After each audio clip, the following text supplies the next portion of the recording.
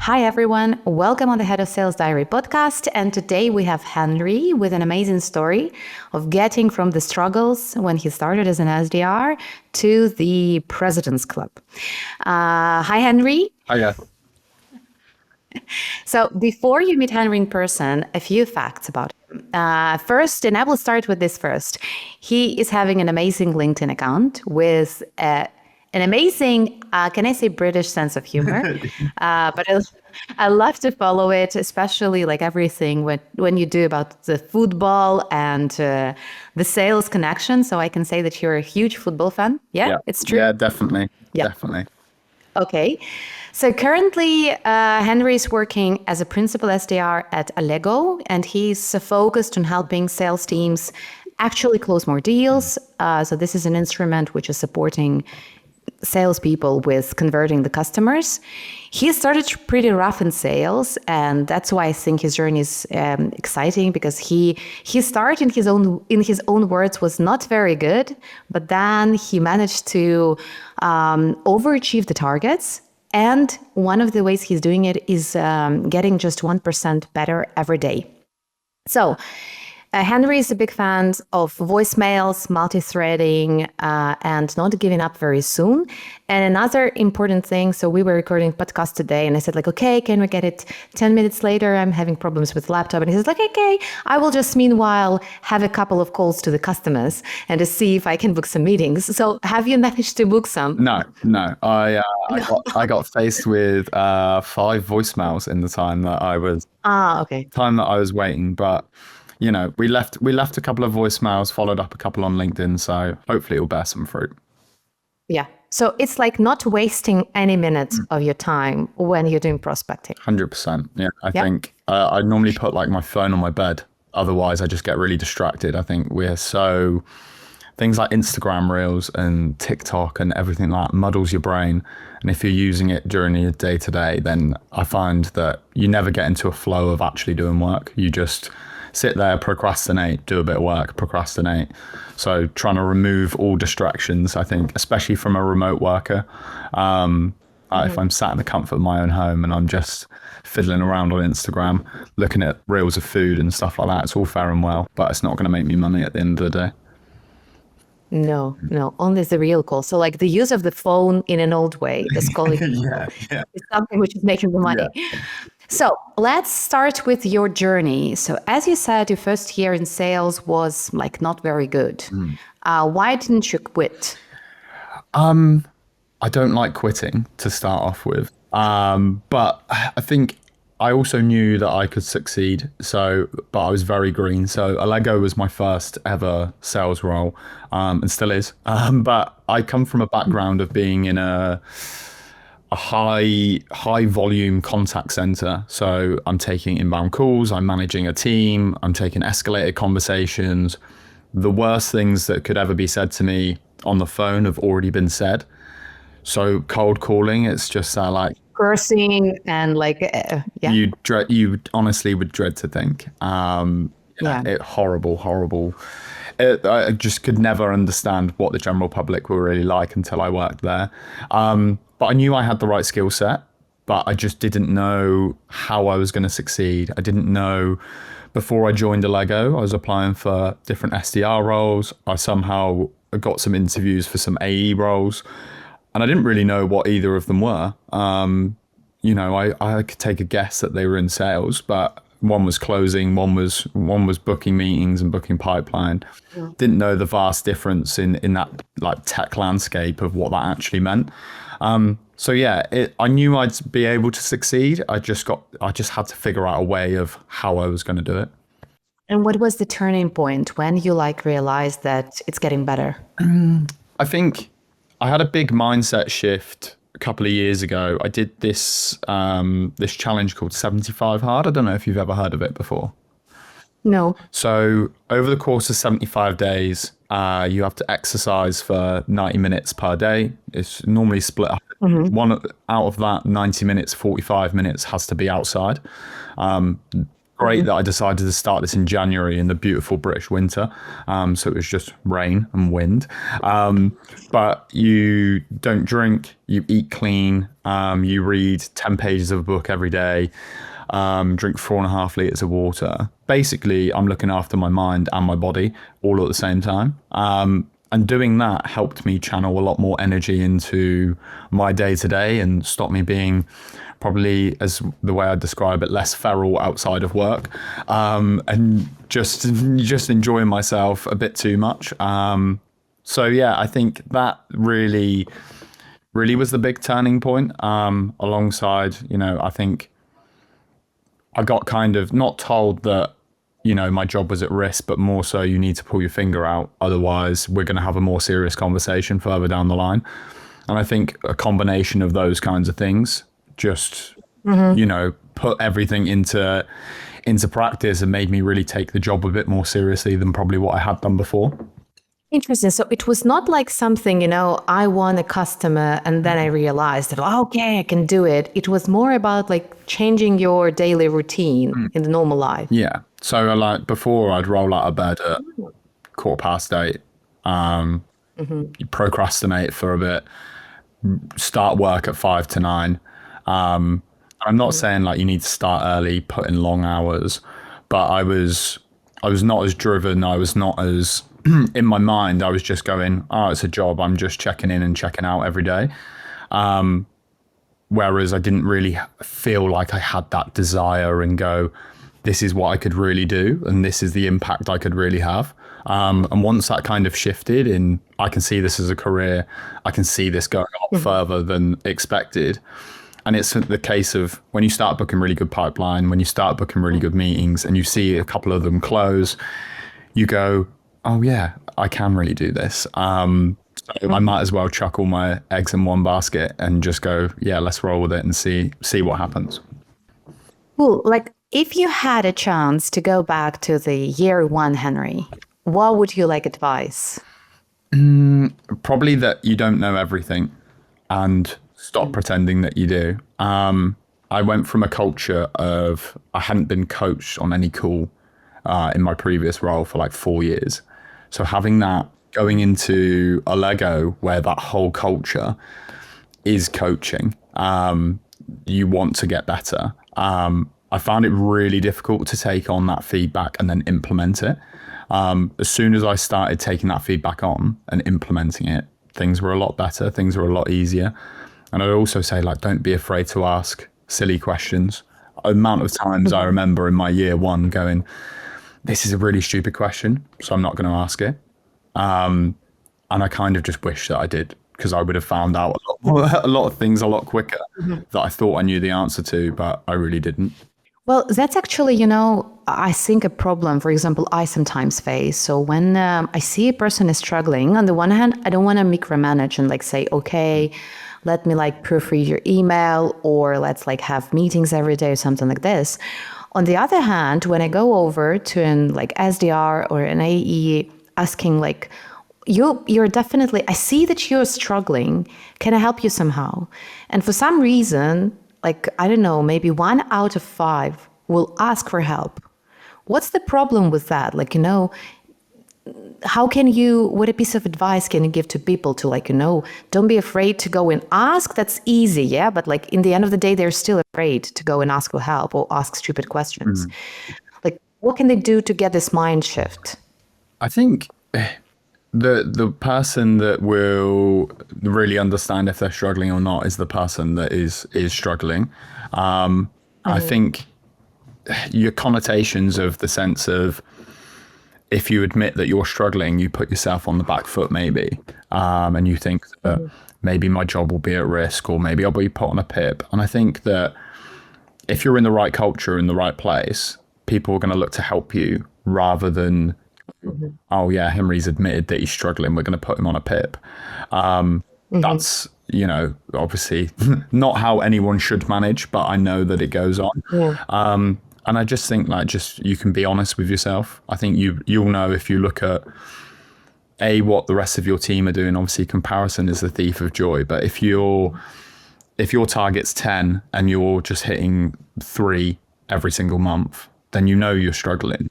You've just got to, just don't think that you can figure it all out yourself. You've probably got a manager or a sales leader that's been through that same thing. And it's like, what did you get out of it? What did you do differently? Like, I'd be asking those kinds of questions to really help pinpoint where I'm potentially going wrong. When you say that you're trying, like first you have this culture at Allego of becoming better every day, and you are saying that like 1% better, how does it look like? Like not in a book, you know, but in reality? I think for me is I want to, so I set myself a goal at the start of this year is to do 2 hours of personal development every single week, whether that be I go and sharpen my skills in Allego, or I go and read and listen to one of my colleagues' calls, like Shaq or Adam, like Shaq and Adam, two of the SDRs at the minute, they're booking loads of meetings on the phone. Whereas I'm doing loads through LinkedIn. I want to see what they're saying on the phone. So I've already spent 45 minutes this week listening to Shaq and Adam's calls, seeing what I can, I don't like the term steal, but maybe like remix and put in my own words. But yeah, and whether that be a book, whether that be some learning for myself, like I started relearning how to play the guitar. I put that in my own like personal development, because I'm just like, I'm doing something that I enjoy, doing something that's either going to help my career or help me, not even necessarily help me do that, but something that I enjoy. So I try and put 2 hours per week, every single week, to try and get that 1% better every day. You mentioned like a very nice point of listening to the calls of your like colleagues who are doing a little bit better. Another point is sometimes salespeople are a little bit, how do you say, jealous, you know, or competitive. How do you overcome it? Like, you know, that, oh, he's better, but like, you know, I don't want to learn from him. How do you develop this culture of people being okay with somebody being better? I think it's being better is a hard, like probably a hard term. Like I'd say like Shaq is one of the guys I work with. He's absolutely fantastic on the phone, like fantastic on the phone. And me and him will chat all the time about what he's saying, what he's hearing. I'll dive into his calls and he'll dive into mine. And there's some bits that he does really, really well that I'd like to put in my own talk tracks and everything like that. And there's some bits that I do really well that he likes to have a little play around with and see if it works for him. And I think I'm not jealous, but I am competitive. You know, I'm there in a team, but we're all one team. I'm all there. Like I want to support, but I also want to be top of the tree. You know, I think that's that. And I think with sales, like you're driving, one of your main drivers is money. You know, it's a commission-based role. I don't care what is anyone else's bank account or their paycheck, but I really care what's in mine. So if I can focus on what's going to be in mine, I'm not really too worried about what's in anyone else's. I just want to get better myself. And if I can help my teammates get better along the way, then that's a double win for me. That's a great mindset. You know, sometimes like when I'm talking to my team, I'm saying like, you're not competitors to each other. You're competing against yourself and your results. This is like what matters. It doesn't matter if someone is doing better. In case you are doing good or like you're overachieving, that's fantastic. So, you know, it's like, you should always, this is how I'm trying to be, like to develop myself as well, trying to be the better version of myself tomorrow. So I like this kind of an idea. If you had a chance right now to coach a head of sales who's hiring an SDR or a team of SDRs, what mistakes would you recommend to avoid? You know, like what kind of piece of advice would you give? I'd say not to micromanage people. That's the be all and end all. Like the one biggest thing that I hate from being in a management background as well. And not that I was like forced to do it, but there was a few people that were managers alongside me that were very micromanagey, and it was just, it brings a toxic work environment. I want people to come into work every day. You're going to make people not want to come into work. You're going to have high churn. You're going to really struggle to find good SDRs because the good ones will see that and then leave. The other thing I'd probably say is give them structure. Onboarding is really tough. Like part of our platform here at Allego centers around onboarding and how you make it easy, which is great for the people that have access to those tools. But if you don't have those tools, give them a bit of structure. Don't hear so many stories from SDRs where they get into a new role and they're promised the world and they go in and they have to find out what their product market fit is, who their ICP is, and figure everything out for themselves day one. It's like they've been onboarded, they get given a laptop, they get told how to use these different tools and go, right, you can figure everything out now. And I'm like, if you want us to, as SDRs, if you want us to be the people that build you pipeline, take a bit more due care and attention of like what we're expected to do. I get it, in some companies it's not easy with things like founding SDRs, but you get a lot of new hires that get told to figure out new territories, how to sell different solutions that they're bringing out. I just think there's a lot of people that will sit above them in that business that could do a lot more to help them.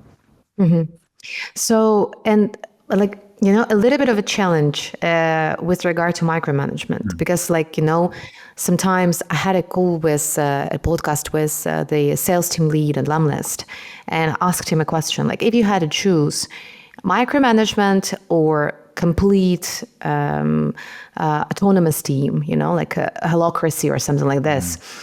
And I say, like, sometimes when you're having a team of top performance, of A players, of Henrys, so I have like a team of Henrys, like 5 of them. I don't have to micromanage because I know that you're accountable, you're responsible, you are like, you can manage your process and everything. But let's be honest, to find people like that is very hard. And sometimes, because of the timelines and the targets, you as a head of sales have to take a decision to hire maybe like a mediocre player, trying to help him learn. And sometimes micromanagement is the only way to do it. So like, what should I do as a head of sales, like in this case? It's a really hard question. And I think you've got to find the balance where you don't come across as someone that's going to micromanage. I think if you're going to come across in the way that I'm here to coach, I'm here to help, I'm here to, I'm not a big believer in KPI metrics, don't really like them, and then I'm not the biggest fan. But if I'm struggling and I'm not hitting my targets, I know that I need to make X amount of calls a day, send X amount of emails, send X amount of messages via LinkedIn, whether it be video, voice note, whatever. I know I need to do that in order for me to have X amount of conversations, have X amount of meetings. And I think you can set those things in place for those people that aren't performing. And then they can see, if they're having multiple conversations, because I think that's the be all and end all really as an SDR. You get met with so much radio silence. Only probably 5% of, or 10% of the outreach that you do actually gets responded to. So I think focus on how many conversations you can have. And then if I'm that head of sales, I want to coach. I want to be hands-on. I think my boss, Jake, he did a really good thing with me where he focused on how many conversations I was going to have. And then we'd sit there on a Zoom and I'd listen to one of his calls. He would ring someone in a similar ICP that I was struggling with, and he'd show me how to do it. And it's like, that really, really helps me. Or he'd push the right conversations to me in terms of sharing that best practice. So I had those right, I can see what that good looks like. So I think micromanage, maybe not, but look to be that coach. So yeah, that's how I would go around it. And what kind of a feedback would work for you best and works for you best? Feedback is, I'm quite a direct person. If I'm doing something bad, tell me. If I'm doing something, I'm not a big lover of praise. And I think I don't really know what that stems from. But I'm not a big fan of praise whatsoever. So I find it really awkward when I'm putting things like shout out channels and Because at times, and I've been told this feedback all the time of, you don't speak about yourself in such a high regard. You go, oh, I've done this and it's all fair and well. But I think just being as direct as possible, for me, what really works. But you've got to find where you're going to meet your rep. Like, what feedback are they most receptive to? It's like being, in the limelight when everybody's saying, "Oh, hi, say hi, say thank you to Henry for closing the deal," or something like this. So this is not you. No. I would like to slip into the sunset and just be like, right, I've done my job. This is fantastic. But I know it doesn't work like that. And I know that praise and that stuff is good and that fires some people up. But for me, it's not just for me. So it's like a direct feedback. Yeah. Okay.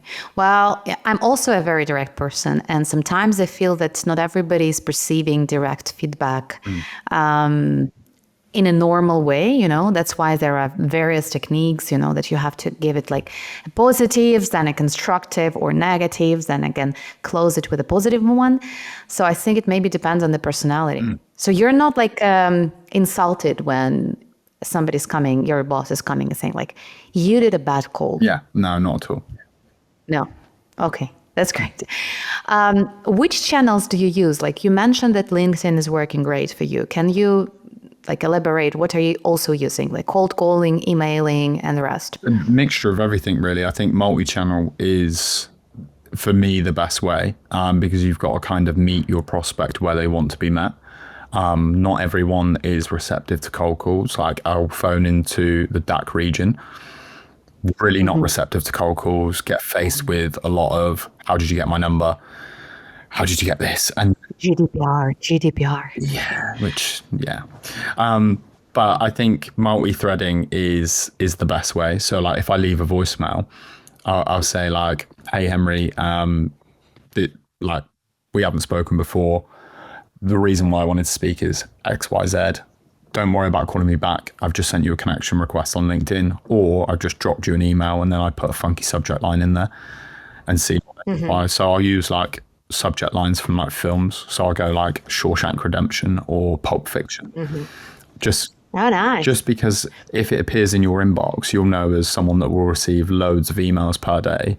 If you've got an email that's titled Shawshank Redemption, you're going to go, that's really, really weird. Why have I got that?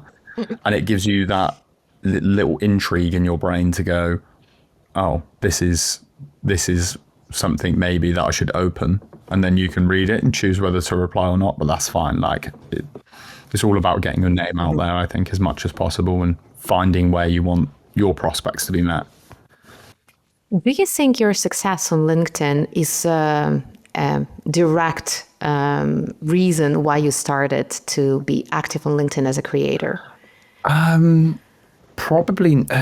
I went from, when I first joined Allego, I was part of a team that involved Mark Akers, Rich Smith, and Stu Taylor, who all wrote Problem Prospecting, all massively active on LinkedIn, all shown me the kind of way that LinkedIn could be used. And I went viral last year from one post, and then I kind of just... What was it? What did I put? I put, nobody cares about your fancy title, how much money you've earned, something else. People, nobody will remember, that was it. But people will remember when I say I love you on a cold call.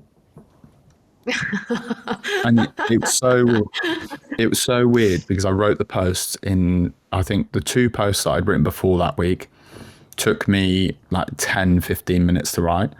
That post took me 30 seconds, and I ripped the majority off Twitter from a football page that I'd seen, and then just added a different last line, and then it got like 8.5 million impressions. Oh my God. Yeah, and it had like 50,000 likes, and I've just gone, whoa, this is a bit crazy. So yeah, I kind of went, the thing is I haven't gone all in on LinkedIn. I still sometimes write posts in the morning before I start work. I'll have like a brainwave in the shower or when I'm just getting out of bed and just going, oh yeah, that could be quite decent to post about. I like to post about topical things as well. But I don't think I think the success aspect from LinkedIn is more so that I'll look to do things that are very different. So I love sending videos. I love sending voice notes. That's kind of my favorite way of communicating. So that would be the way I'd look to stand out. I get so many written prospecting messages in my own inbox, and I just scroll right through them because they're about this long. I can't be bothered to read all that when I'm trying to do my own job. So no, I'm too lazy to read. Like I'm even too lazy to read the posts like this. Like now with the timing when everybody's like rushing and everything, I think it's like, well, it's a bad manner to send an email which is longer than, I don't know, 75 words or something like this. Tell me about your routine. So like, what do you do? How do you plan your day? So I block out, I have time blocks in my calendar, but so what I'll do at the start of every quarter is I'll time myself of how long it takes me to do certain tasks. So if I'm sending voice notes, if I'm sending videos, if I'm sending emails, if I'm making calls, I will time myself how long it takes me to do X in an hour. So then I can just put in my what was it, calendar. Nearly forgot the word then. But in that hour, I'm looking to do 35, 40 calls, or I'm looking to do 20 emails. I'm looking to send 15 voice notes on LinkedIn.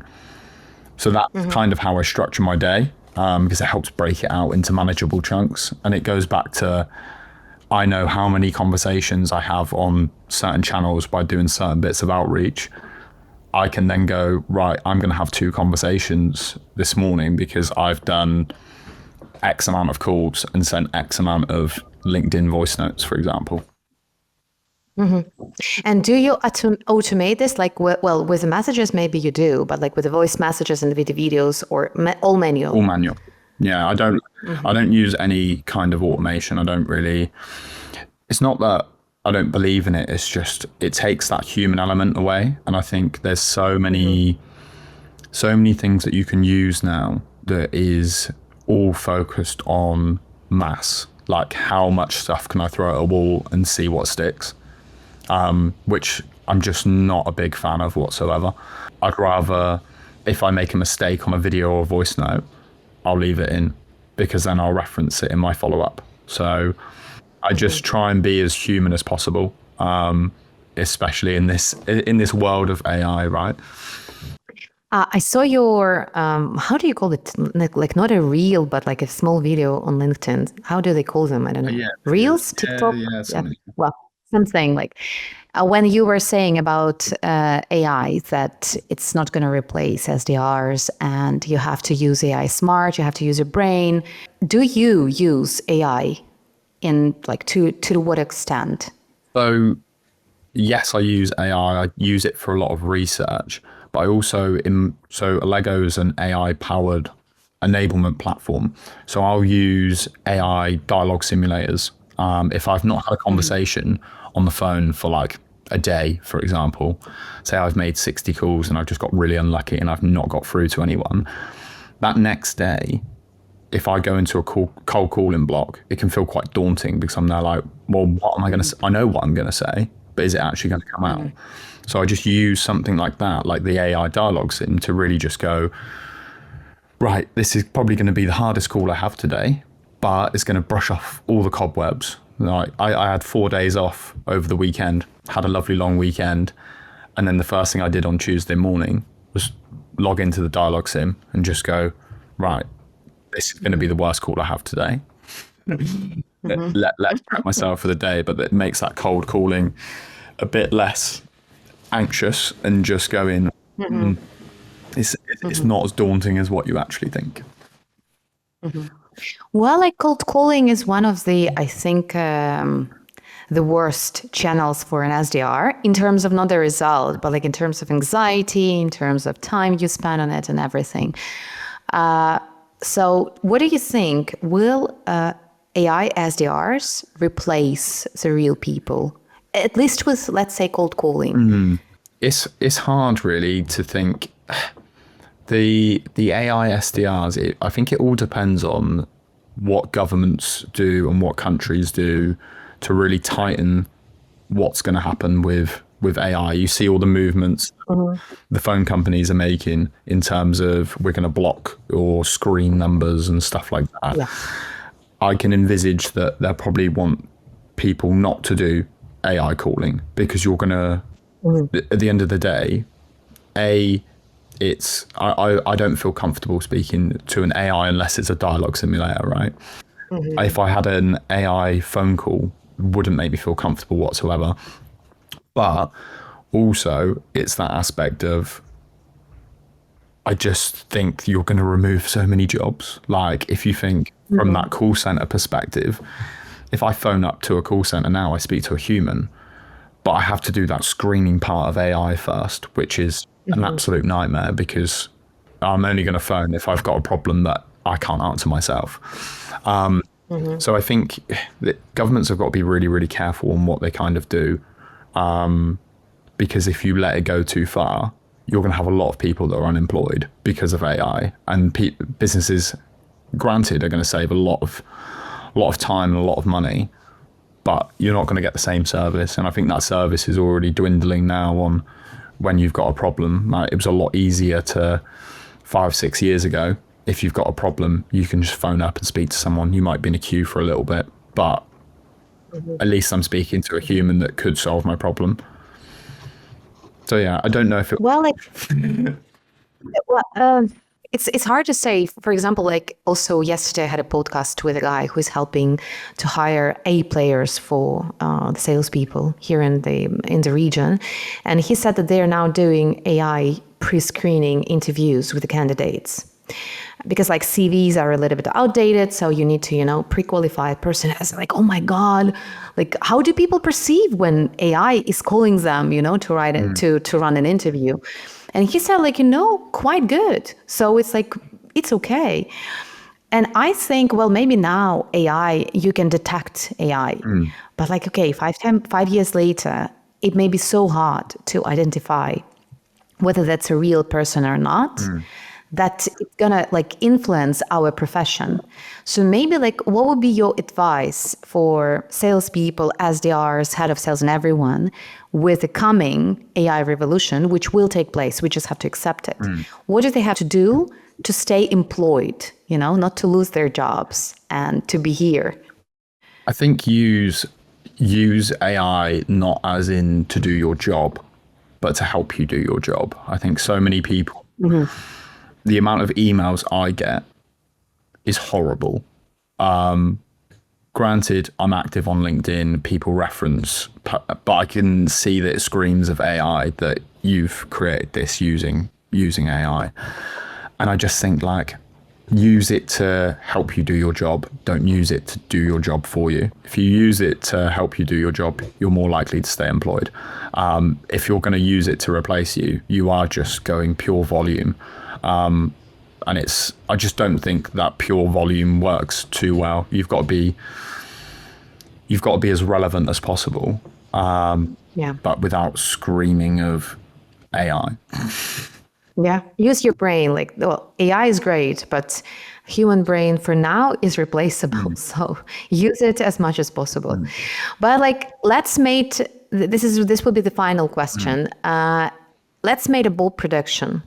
Let's imagine that AI is taking over the sales world, and like, well, we are being influenced by it in the next like 5 years. What do you think will die first? Cold calling or outbound, like cold emailing and LinkedIn outreach? It's really hard because I think it goes back to what's going to be that if countries and stuff will block cold calling. Like, if they're going to block that AI cold calling aspect. I think with outbound now, like the cold emails and LinkedIn messages, so many automation tools, so much mass produced, I'd feel that would probably die first. But I think buying behavior's changed a lot. A lot of people, before they buy a piece of software, they want to do their own research. They want to read reports. They want to ask their peers. Like, we hear so much all the time of someone in sales enablement will speak to someone else in sales enablement to go, have you used this tool? What's your thoughts? Like, let me get a gauge. We've got a similar business, similar headcount, similar use case. What are you using? Like, how are you helping enable your reps? And they just kind of want to do it all themselves and find out all that information themselves rather than be prospected by an SDR. Like, it does help when we do it further down the line, but it goes back to that point of being relevant. So I think if something's going to die first, it's probably outbound because it's already a heavily saturated market. But it really depends on kind of if this cold calling with AI gets better, what does that mean? What does that mean for people? Are they going to, a country's going to stop it? Are they going to put things in place? Like, I know for Germany, for example, you have like big working councils, and one of their biggest focuses at the minute is they don't want AI surrounded in businesses because they fear that it will cut jobs. So I think they're doing things the right way, maybe a bit too cautious, but you know, I think it's an interesting landscape. Yeah. Thank you very much for an exciting and interesting conversation, Henry. It's like, well, I'm following you for quite a while, and it's very nice to meet in person and to hear your story. Everybody who is willing to move to the President's Club, like Henry did, follow him on LinkedIn, because he's sharing, I think, amazing piece of advice for the SDRs and the salespeople in general. No, thank you. Pleasure having it. Thank you. Yeah, and talk to you soon. Talk to you soon.